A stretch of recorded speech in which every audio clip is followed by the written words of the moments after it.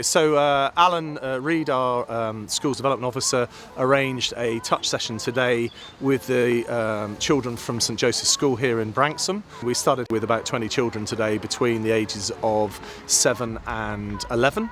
We don't normally have that mix from year 2 to year 6, which is what we had today.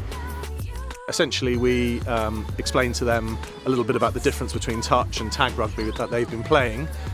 We organised a warm-up, got them working together as a team, did some ball skills with them, and then we progressively took them into kind of a little touch game. I thought the session was really good. I thought it was great for the children. They were all on task, they were all engaged.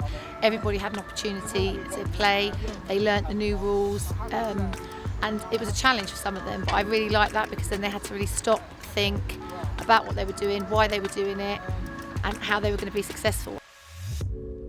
Once we get them sort of catching and passing, the skills that they've learned from netball or football or any other sports, they're transferable. So they soon pick it up and they're all playing games in the playground, catching and passing and running and playing it and things like that. So we sort of build off of those skills and then introduce touch skills as we go along. And generally over about an hour they pick it up. And we probably end up with a game of touch netball, which is kind of a hybrid, which most of us have all played at some level. And the girls and boys, end up playing that and enjoying it. In the touch game, you don't tend to stop players. They don't, in tag, it's tag, the game stops, somebody comes back. It's a lot of dead time. Whereas with touch, it seems to be ongoing. They're constantly active.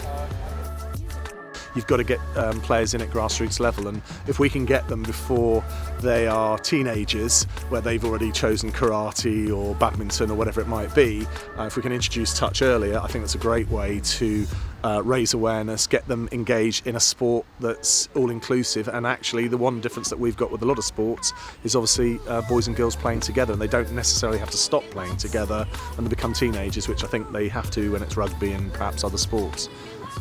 I saw the children's reaction to it today. They've really liked it. I've managed to speak to a couple of them, and it's something they said that they'd like to do. So from that aspect, if it's pupil voice, the children want to do it, then I'm all ears, and I would like to continue that. So yeah, we can coach them how to coach, if you like, and so they can play some of the games and take those afterwards into the school sessions.